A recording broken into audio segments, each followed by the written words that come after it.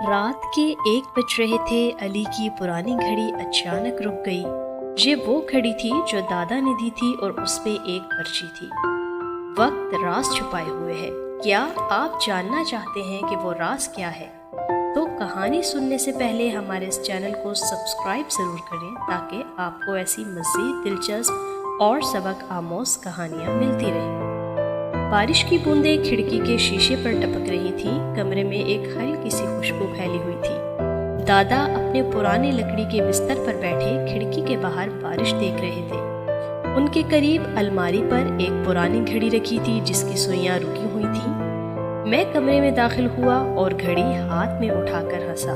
दादा, ये तो बंद है, आप इसे ठीक क्यों नहीं करवाते? दादा ने धीरे से मुस्कुरा कर कहा, बेटा, ये घड़ी वक्त नहीं बताती, ये वक्त की कीमत बताती है और ये एक दिन तुम्हारी होगी। मैंने बात को मजाक में उड़ा दिया और बाहर चला गया। महीने गुजर गए। मेरी जिंदगी पढ़ाई, दोस्तों और फोन में गुम रहने लगी। दादा अक्सर मुझे पास बिठाना चाहते पर मैं बहाने बनाता रहता। एक दिन शाम को वो लॉन्च में बैठे पुरानी तस्वीरें देख रहे थे। उन्होंने एक पुरानी तस्वीर मेरी तरफ बढ़ाई। ये तुम्हारी दादी के साथ मेरी पहली ईद की तस्वीर है। मैंने जल्दी से देखा और कहा, अच्छा दादा, बाद में देखता हूँ, मेरे दोस्त मेरा इंतज़ार कर रहे हैं। उनके चेहरे पर हल्की सी उदासी आई मगर उन्होंने कुछ नहीं कहा।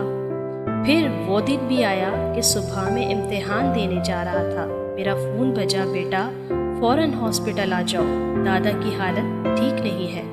मैं हड़बड़ा कर निकला लेकिन अस्पताल पहुंचने में देर हो गई। दादा कमज़ोर हाथों से वही पुरानी घड़ी थामे हुए थे। उन्होंने मुझे देखा, हल्का सा मुस्कुराए और धीमी आवाज़ में कहा, ये तुम्हारी है। याद रखना, वक्त सबसे कीमती तोहफा है। इसे उन लोगों पर खर्च करो जो तुम्हें सच में जानते हैं। उनकी आंखों से एक आंसू गिरा और फिर अगले लम्हे वो इस दुनिया फानी से चली गई। मैंने घड़ी को सीने से लगा लिया।